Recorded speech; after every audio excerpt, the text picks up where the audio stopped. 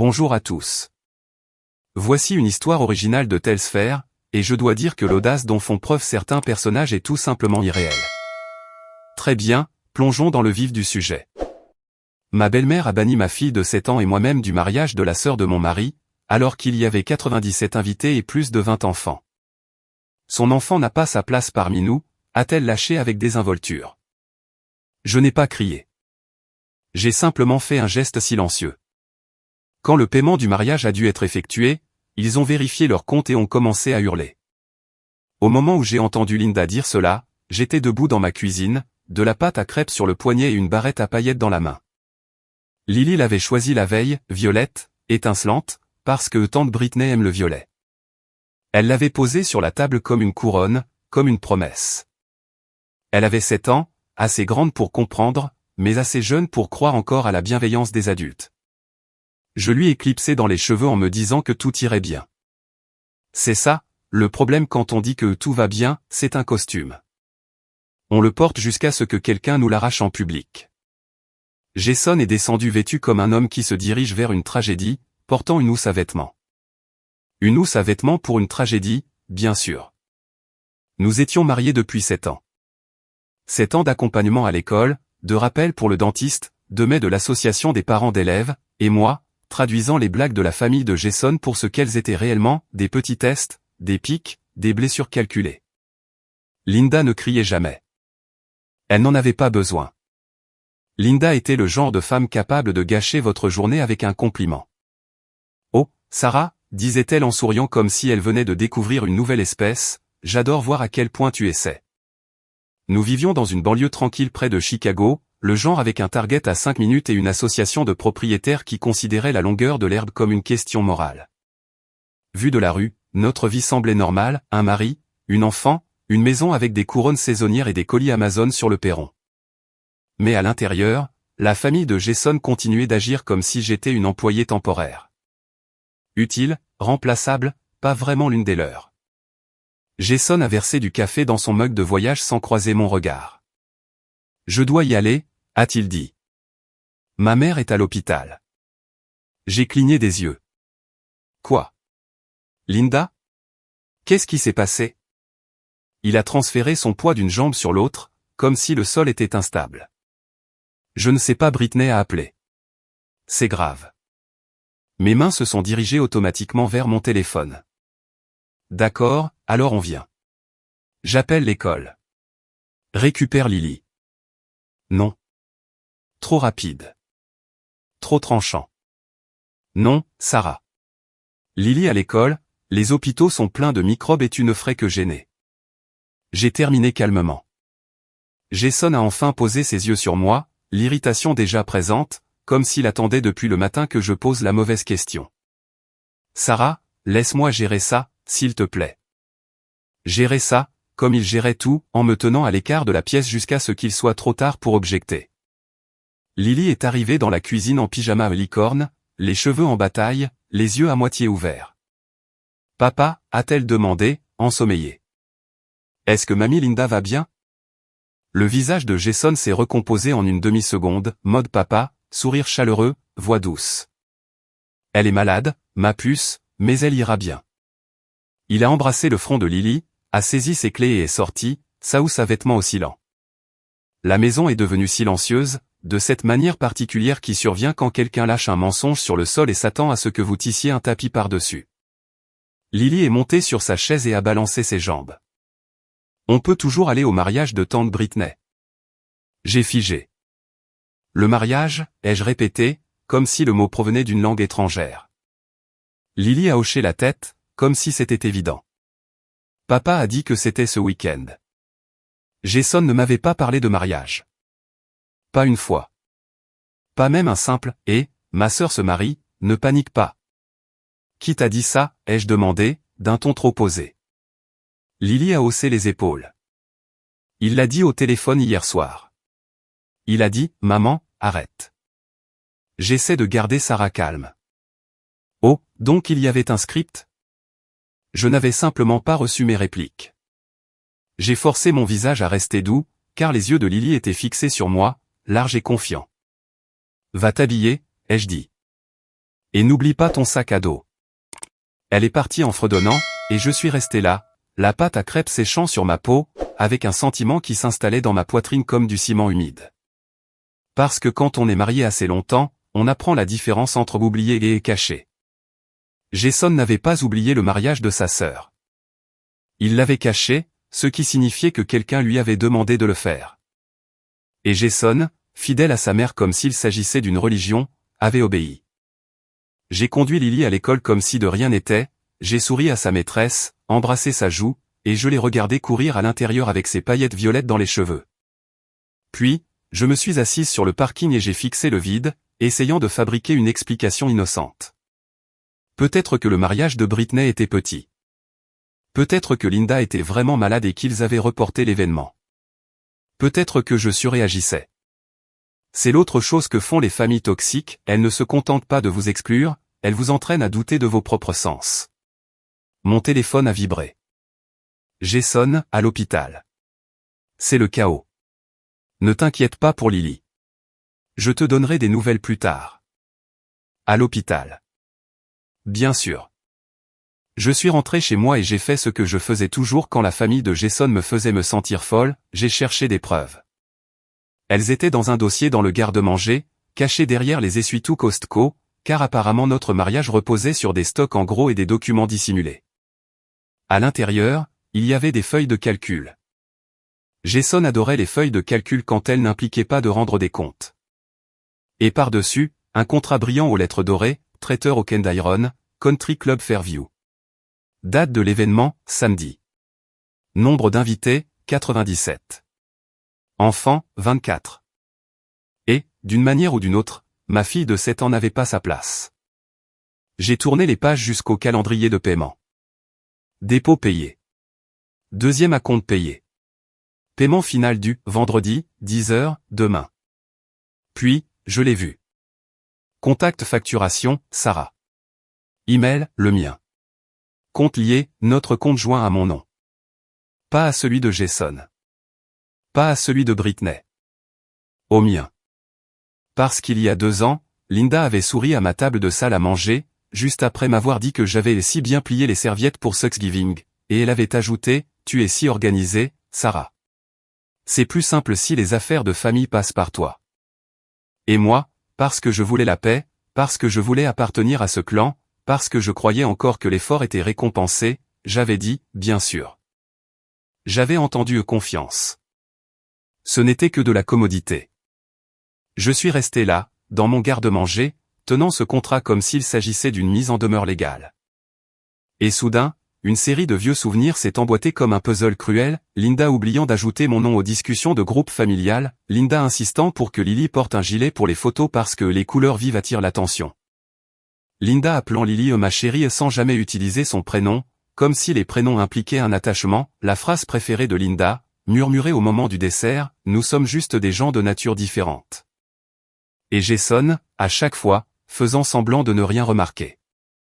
On n'est pas obligé de tout transformer en problème, disait-il. C'est curieux, c'était toujours moi le problème. J'ai appelé Jason. Messagerie. J'ai appelé Linda. Messagerie. J'ai appelé Britney. Ça a sonné une fois, puis silence. Rejeté. Pas ignoré, rejeté. Comme un coup de porte volontaire. Alors, j'ai ouvert les réseaux sociaux. Le profil de Britney était public, parce que Britney croyait en la vie privée comme elle croyait aux conséquences, vaguement, et surtout pour les autres. Ses stories étaient une galerie d'effets marquants, demoiselles d'honneur en peignoirs assortis, coupe de champagne alignée sur un comptoir d'hôtel, une photo d'invitation que je n'avais jamais vue, des hashtags, des filtres, le bonheur le plus cher au monde. Et puis, j'ai trouvé une vidéo du dîner de répétition. J'ai cliqué. Guirlande lumineuse, nappe blanche, des rires qui semblaient onéreux. Et là, au centre du cadre, Linda, ma belle-mère gravement malade, debout, souriante, tenant un verre de vin, tout sauf mourante. La caméra a zoomé sur elle comme si elle était le personnage principal, et Linda s'est penchée vers quelqu'un hors champ pour dire, très clairement, bien sûr que Sarah ne vient pas. Quelqu'un a ri. Pourquoi pas? Linda a agité la main comme pour épousseter sa manche. Elle ne s'intègre tout simplement pas, a-t-elle dit. Et son enfant, je vous en prie. Son enfant n'a pas sa place parmi nous. J'ai entendu Jason dire, Sarah et Lily ne viendront pas, point final, aussi naturellement que s'il commentait la météo, comme si ma fille était une tâche. La caméra continuait de tourner. Linda parlait de garder ça avec goût, de ne pas laisser entrer certaines énergies, et de comment Britney méritait mieux que de l'embarras. Et en arrière-plan, j'ai entendu Jason rire. Pas fort, pas avec fierté, juste présent, complice. J'ai regardé 2 fois, car le déni est une bête têtue. Puis mon écran est devenu noir et je suis restée assise dans ma maison silencieuse, entendant le ronronnement du réfrigérateur et ma propre respiration. J'ai réalisé quelque chose qui m'a glacé l'estomac, ce n'était pas à propos d'un mariage. C'était à propos de Lily. Si Linda m'avait seulement détesté, elle aurait toléré ma présence. Linda aimait avoir quelqu'un à mépriser, cela lui donnait une occupation entre le brunch et le jugement des jardins de ses voisins. Mais Lily était une preuve. La preuve que je n'étais pas temporaire. La preuve que j'avais des racines. La preuve que j'étais techniquement de la famille. Et Linda ne pouvait pas supporter ça. J'aurais pu crier.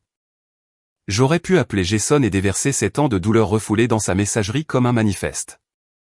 J'aurais pu conduire jusqu'au Fairview Country Club et entrer dans le dîner de répétition comme un ouragan, ce qu'ils auraient adoré, car alors l'histoire serait devenue « Sarah est instable » et non « Linda est cruelle ». Alors je n'ai pas crié. J'ai fait un geste silencieux. J'ai ouvert mon ordinateur et je me suis connecté à notre banque. Le compte joint était celui où tout vivait, crédit immobilier, prélèvements automatiques, factures, courses, le paiement du camion de Jason, le programme périscolaire de Lily, et apparemment le mariage fantaisiste de Linda. J'ai fixé le solde. Ce n'était pas juste de l'argent. C'était une preuve. La preuve que je portais plus que ma part tout en étant traité comme si je devais être reconnaissante de ce privilège. Le salaire de Jason couvrait les bases, mais mon travail en freelance, les petits contrats que je faisais une fois Lily endormie, constituaient le coussin financier. C'était moi qui me souvenais des dates d'échéance. C'était moi qui appelais l'assurance quand un dossier stagnait. C'était moi qui avais fait la feuille de calcul que Jason aimait tant. Et mon nom était sur ce compte, ce qui signifiait qu'en droit, je ne volais pas. Je sécurisais. Si vous n'avez jamais été poussé à bout, vous pourriez penser que le moment où l'on craque est bruyant. Parfois, c'est silencieux. Parfois, c'est juste un clic sur revirement. J'ai ouvert le compte séparé que j'avais gardé d'avant notre mariage, celui que ma mère m'avait poussé à conserver au cas où. À l'époque, je pensais que au cas où signifiait des réparations de voitures. J'ai initié le virement, propre, simple, et j'ai laissé derrière moi exactement 127,43 €, parce que je voulais que le solde signifie quelque chose. Pas un oups, pas une erreur, mais un message, un reçu. J'ai confirmé le virement. Le cercle de chargement a tourné, puis c'était fini. Pas de feu d'artifice, juste la réalité qui basculait. J'ai refermé l'ordinateur. Puis j'ai fait mes valises. Pas de manière dramatique, pas pour la vengeance, mais pour l'oxygène, pour Lily. Parce que si Linda voulait parler de place, j'allais montrer à ma fille exactement où elle avait sa place, avec moi. Je n'avais pas de plan parfait. J'avais une échéance, l'heure de la sortie de l'école, et un système nerveux qui venait d'être percuté par un camion. Alors, j'ai fait ce que chaque mère américaine stressée fait quand la vie s'effondre, j'ai ouvert mon téléphone et j'ai réservé un voyage. La Floride est apparue en premier parce que les algorithmes savent quand vous êtes instable. Il y avait un vol ce soir-là, 2 sièges restants, un hôtel avec piscine, un tarif remboursable. J'ai cliqué. J'ai payé. J'ai mis le vol et l'hôtel sur ma carte de crédit, celle à mon nom. Je n'ai rien dit à personne parce que je savais déjà comment ça se passerait, Jason dirait que je surréagis, Linda dirait que je suis égoïste, Britney pleurerait, et Lily regarderait les adultes la punir simplement pour avoir existé. Non. Je suis allé chercher Lily à l'école comme un après-midi de semaine ordinaire. Elle a couru vers la voiture, son sac à dos sautillant, sa barrette brillant toujours. Maman, devine quoi? Et, ma chérie, ai-je dit, la voix trop enjouée. Ça te dirait une aventure? Ses yeux se sont agrandis. Comme une surprise. Comme toi et moi, ai-je dit. Juste nous. Elle a hésité. Papa vient. Non, ai-je dit doucement. Lily a baissé les yeux vers ses mains. On a été des invités? Cette question, venant d'une enfant de 7 ans, m'a serré la gorge, car cela signifiait qu'elle comprenait déjà le rejet social, qu'elle savait déjà ce que cela faisait. On n'était pas invités, ai-je dit. Son visage s'est figé, comme si son cerveau refusait la donnée. Mais tante Britney m'aime bien, a-t-elle chuchoté. J'ai pensé à la voix de Linda, désinvolte et cruelle, et j'ai senti mes dents se serrer. Je me suis penché et j'ai pris la main de Lily. Certaines personnes disent des choses qui ne sont pas vraies, ai-je dit en choisissant chaque mot avec soin. Et parfois, elles font des choses qui ne sont pas gentilles, mais ça concerne elles, pas toi. Ses yeux se sont remplis de larmes. Est-ce que j'ai fait quelque chose de mal? Cette question a ouvert une brèche en moi. Pas de la colère, mais un vœu. Non, ai-je dit fermement. Tu n'as rien fait de mal. Tu n'es pas le problème. Tu n'as jamais à mériter ta place. Lily a reniflé. Alors, où est-ce qu'on va? J'ai souri. Le premier vrai sourire de la journée. Quelque part avec une grande piscine et de la glace. Quelque part où personne ne peut te dire que tu n'as pas ta place. Elle a cligné des yeux. C'est Disney? Bien sûr que ça l'était. Ça pourrait bien l'être, ai-je dit. Ce soir-là, nous avons marché dans l'aéroport avec une valise et le sac à dos de Lily.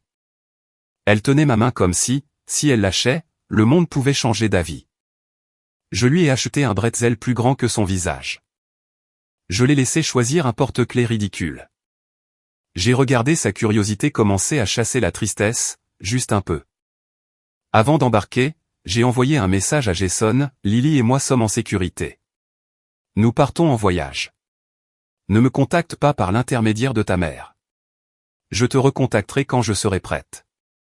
Puis j'ai envoyé le même message par email, car aux États-Unis, les horodatage comptent quand des gens comme Linda décident de réécrire la réalité. J'ai mis mon téléphone en mode avion et j'ai regardé Lily appuyer son front contre le hublot tandis que l'avion décollait. C'était un silence calme, pas le silence de la défaite. Le calme de celui qui quitte une pièce où il a été insulté et qui réalise qu'il n'est pas obligé d'y rester. Vendredi matin, nous nous sommes réveillés dans une chambre d'hôtel qui sentait légèrement le chlore et le sirop à gaufres. Lily a bondi sur le lit comme si la gravité était optionnelle. Piscine d'abord, a-t-elle demandé. Piscine d'abord, ai-je acquiescé. Nous avons nagé. Nous avons mangé des crêpes. Lily a gloussé si fort qu'elle a reniflé, puis a ri encore plus fort parce qu'elle avait reniflé. Elle était juste une enfant, pas l'embarras de quelqu'un. Pas un problème à cacher. Juste une enfant aux cheveux mouillés, aux yeux brillants, et avec une mère qui, enfin, la choisissait. Et puis, mon téléphone a repris vie. Appels manqués, messages vocaux, textes qui semblaient avoir été tapés avec des mains tremblantes. Le message de Jason est arrivé en premier, tranchant, paniqué, Sarah, bordel, qu'est-ce que tu as fait? Britney est en train de paniquer. Le compte. Sarah, appelle-moi tout de suite.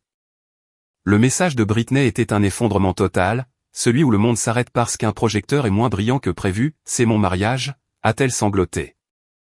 Le traiteur ne veut pas servir sans le paiement. Règle ça. Tu es en train de tout gâcher. Le message de Linda est arrivé comme une performance d'actrice.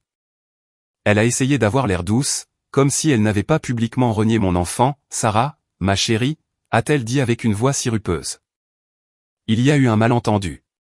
Transfère l'argent. Ce n'est pas le moment pour tes caprices. Sois raisonnable. Caprice, n'est-ce pas?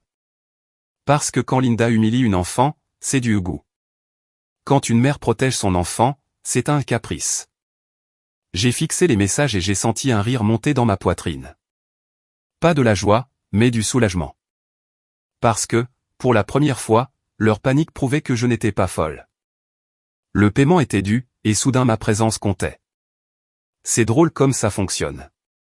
J'ai envoyé un SMS à Jason, j'ai vu la vidéo. Ne me mens plus jamais. Puis j'ai rangé mon téléphone et emmené Lily manger une glace. Sur le chemin du retour, Lily sautillait et tenait son pot à deux mains comme s'il s'agissait d'un objet sacré. Maman, a-t-elle demandé doucement. Oui, ma puce. Est-ce qu'on est en difficulté? Ma gorge s'est nouée. Pourquoi serions-nous en difficulté? Elle a baissé les yeux. Papa avait l'air en colère au téléphone. Et mamie? Mamie ne m'aime pas. Cette dernière partie a été dite doucement, comme une confession, comme si elle le portait en elle depuis longtemps. Je me suis arrêté de marcher et je me suis accroupi devant elle. Écoute-moi, ai-je dit fermement. Toi et moi, nous ne sommes pas en difficulté. Tu n'es pas un problème.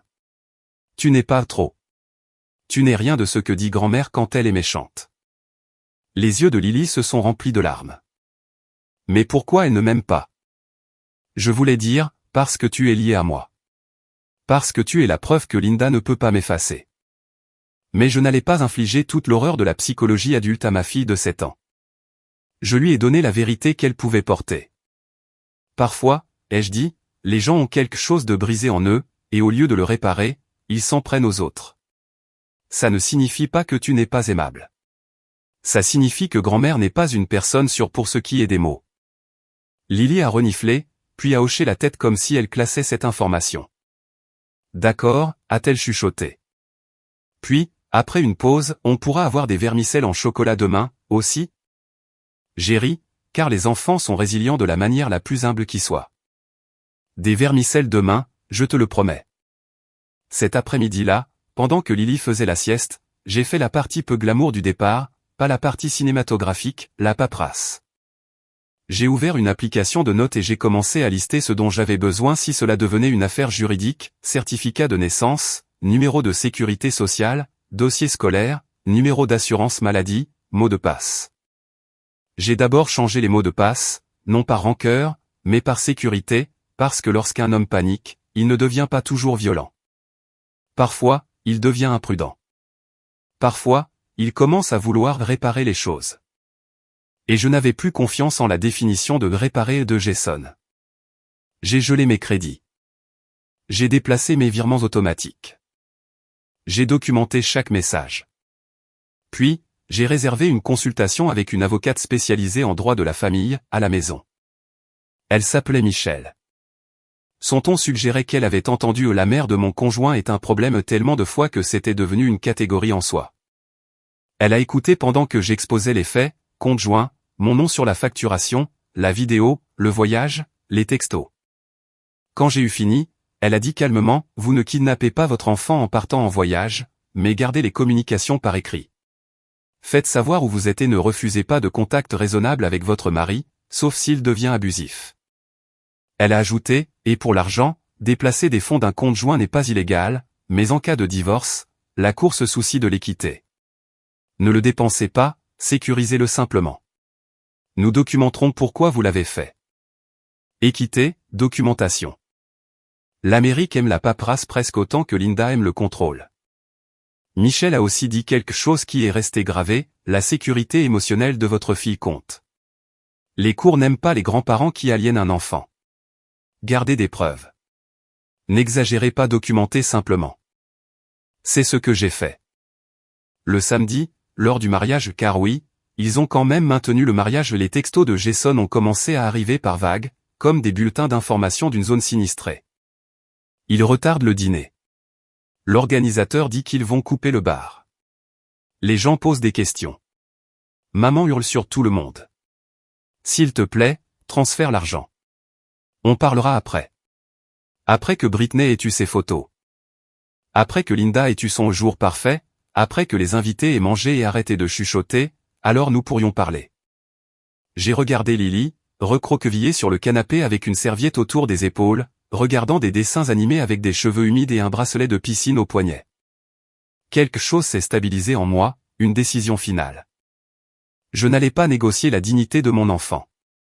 Je n'ai pas répondu.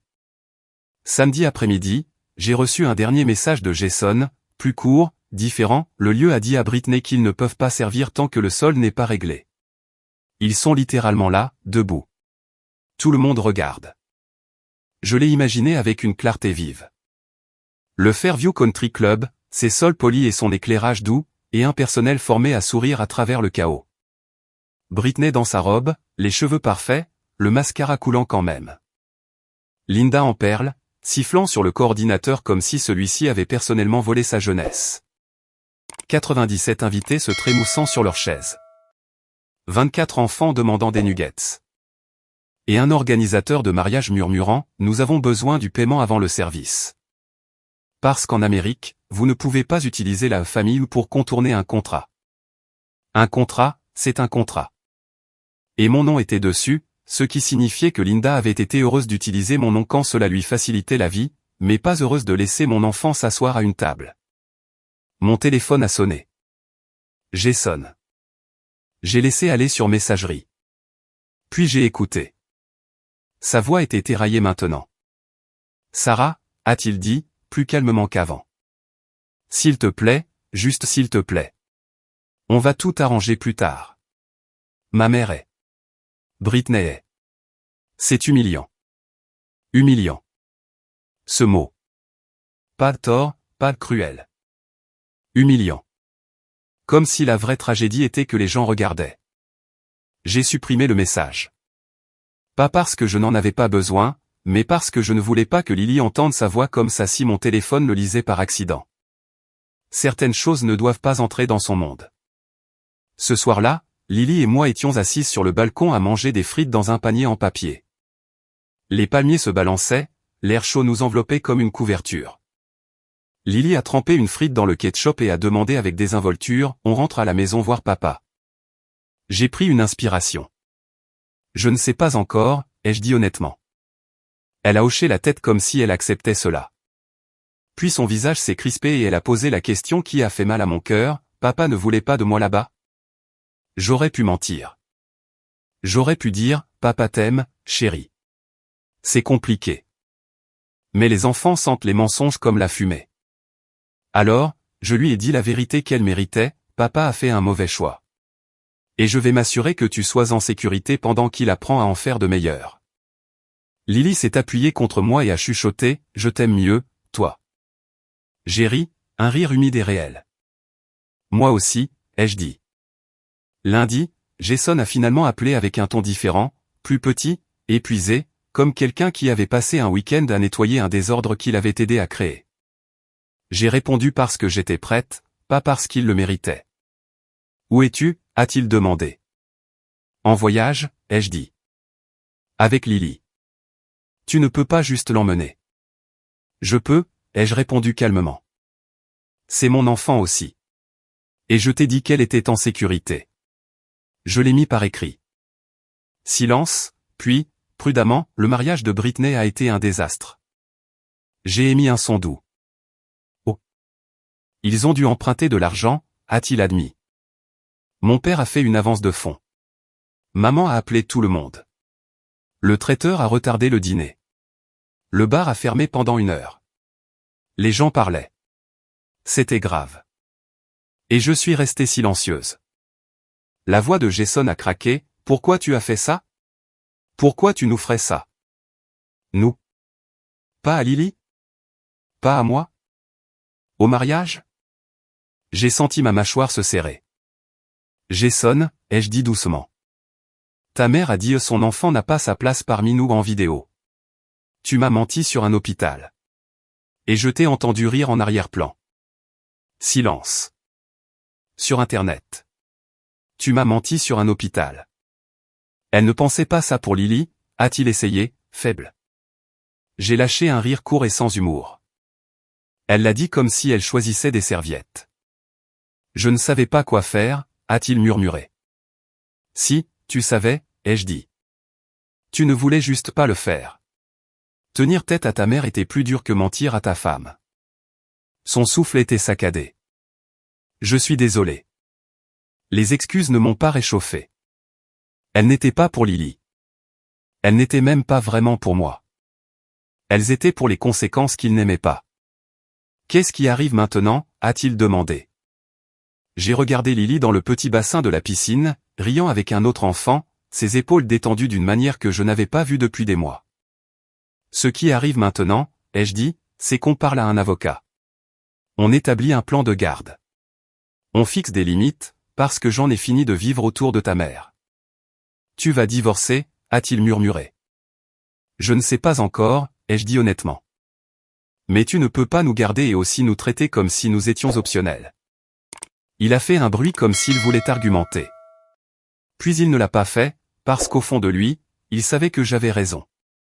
Quand Lily et moi sommes rentrés à la maison une semaine plus tard, la maison semblait la même. Les mêmes murs, le même canapé, mais l'air semblait exposé, comme si quelque chose avait été ouvert et ne pouvait plus être refermé. Jason attendait. Des fleurs étaient sur la table, comme une excuse qu'on peut acheter au supermarché. Je n'y ai pas touché. Les fleurs ne réparent pas la trahison. Lily est entrée, a fixé Jason un moment, et a posé la question que les adultes évitent, pourquoi je n'ai pas pu aller au mariage. Jason a tressailli et m'a jeté un regard comme s'il voulait être sauvé. Je n'ai pas bougé. Il s'est agenouillé. C'était mal, a-t-il dit, la voix rugueuse. Grand-mère a dit quelque chose de méchant, et j'aurais dû l'arrêter. La lèvre de Lily a tremblé. Tu l'as entendu? Jason a hoché la tête. Oui. Pourquoi tu ne l'as pas arrêté, a chuchoté Lily. Jason a fixé le sol comme si des réponses vivaient dans la moquette. Puis il a admis la vérité la plus laide, parce que j'avais peur.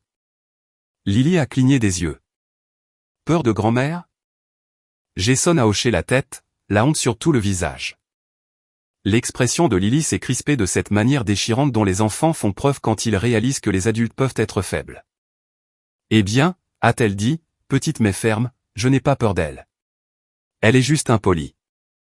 De la bouche des enfants de 7 ans sort la clarté que les adultes passent des décennies à fuir. Les épaules de Jason se sont affaissées, et pour la première fois en 7 ans, il ressemblait moins au fils de Linda et plus à un homme voyant les dommages que sa loyauté avait causés. Les semaines suivantes n'ont pas été dramatiques. Elles ont été pratiques. Michel a rédigé les documents.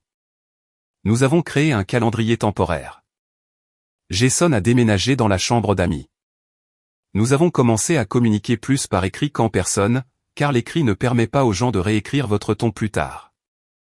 Jason a commencé une thérapie, car apparemment, c'est ce qu'il faut à certains hommes pour comprendre que des limites ne sont pas une attaque personnelle. Lily restait avec moi la plupart des nuits. Jason avait des horaires définis avec elle. Il l'emmenait à l'école. Il était présent. Il essayait. J'ai remarqué. Je ne l'ai pas récompensé avec le pardon pour ses efforts, mais j'ai remarqué. Et Linda? Linda a essayé de reprendre le contrôle de la seule façon qu'elle connaissait, par l'escalade. D'abord, elle a envoyé des textes, Sarah, tu dois arrêter. Ce n'est pas comme ça qu'on gère les affaires de famille. Tu devras rendre des comptes. Rendre des comptes à qui? À la police du mariage? Puis elle a envoyé de longs emails sur l'unité familiale et le respect. Puis elle a essayé d'appeler Lily par l'intermédiaire de Jason, comme si une enfant de 7 ans existait pour apaiser l'ego d'une grand-mère. Jason lui a enfin dit non, et c'est là qu'elle s'est montrée. Un mardi après-midi, sans prévenir, perle au cou, colère polie jusqu'à la brillance. Elle n'a pas demandé de nouvelles de Lily. Bien sûr que non. Elle est sortie de son SUV comme si elle possédait la rue et m'a pointé du doigt dans ma propre allée. Tu es en train de détruire cette famille, a-t-elle dit. Je l'ai scrutée. Salut, Linda. Sympa que tu reconnaisses enfin que j'existe. Ne sois pas insolente, a-t-elle claqué. Je ne suis pas insolente, ai-je dit. Je suis précise. Tu as volé de l'argent. J'ai transféré de l'argent d'un compte sur lequel mon nom est inscrit, ai-je corrigé, et mon avocate documente tout. Le mot avocate a fait briller ses yeux. Jason est sorti derrière moi, attiré par le bruit. Le visage de Linda s'est instantanément adouci. Performance de voix de maman douce, sourire de circonstance. Oh, chérie, a-t-elle roucoulé. Regarde ce qu'elle est en train de te faire. Jason ne l'a pas serré dans ses bras. Il n'a pas souri. Il est juste resté là. Et quelque chose a vacillé sur le visage de Linda. De la confusion. Parce que dans le monde de Linda, Jason était censé accourir. Maman, a dit Jason calmement. Tu dois partir. Linda a cligné des yeux. Pardon? Tu dois partir, a-t-il répété. Tu as dit des choses horribles sur Lily. Tu as menti. Tu m'as fait mentir. Et tu as humilié Sarah. La bouche de Linda s'est crispée. Je n'ai humilié personne. Elle s'est humiliée toute seule. La mâchoire de Jason s'est contractée. Ce n'est pas vrai, a-t-il dit. Et si tu ne peux pas respecter ma femme et ma fille, tu n'as plus accès à nous. Linda l'a fixé comme s'il avait commis un crime. Puis elle a tourné son regard vers moi. C'est toi, a-t-elle sifflé. Tu l'as empoisonné. J'ai haussé les épaules. Si la vérité est un poison, Linda, peut-être que ton système était déjà en train de faillir. Ses yeux ont vacillé vers la fenêtre, vers la chambre de Lily, et je me suis avancé avant qu'elle ne puisse même penser à traîner mon enfant dans sa guerre. Ma voix est devenue calme comme du verre, si tu dis encore une seule chose méchante à mon enfant, lui ai-je dit, tu ne vas pas aimer ce qui arrivera ensuite. Les narines de Linda ont frémi. Pendant une seconde, j'ai cru qu'elle allait me gifler. Puis elle a fait volte-face et est retournée en trombe à son SUV, les pneus crissant alors qu'elle reculait comme si elle fuyait les conséquences. Jason a expiré. Je ne l'ai pas félicité. Un moment décent n'efface pas 7 ans de lâcheté, mais cela a prouvé quelque chose d'important, il aurait pu le faire plus tôt. Il ne le voulait juste pas.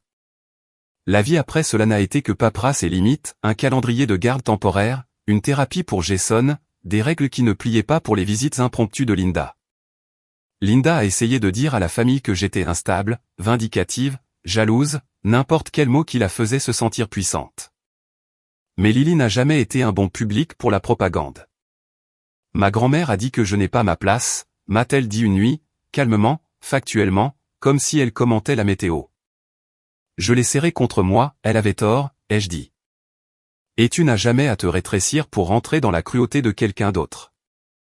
Jason l'a entendu le dire une fois, et j'ai regardé son visage changer, comme s'il comprenait enfin qu'il ne s'agissait pas pour moi de gagner une dispute, mais de la construction de l'identité de Lily, allait-elle la construire autour de la honte ou de la vérité?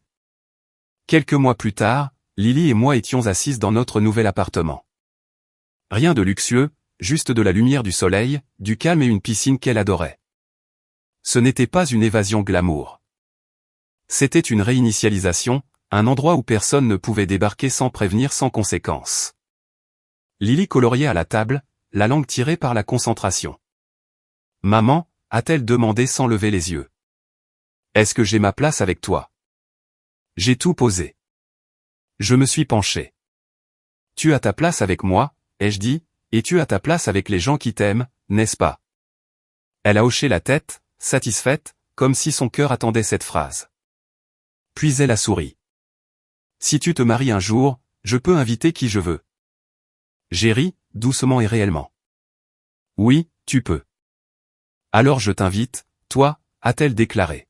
« Parce que tu es ma préférée. » Je l'ai serrée si fort qu'elle a couiné.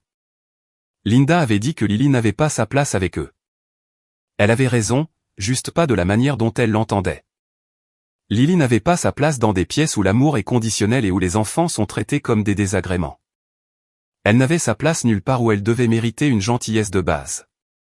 Elle avait sa place avec moi, et j'appartenais enfin à moi-même.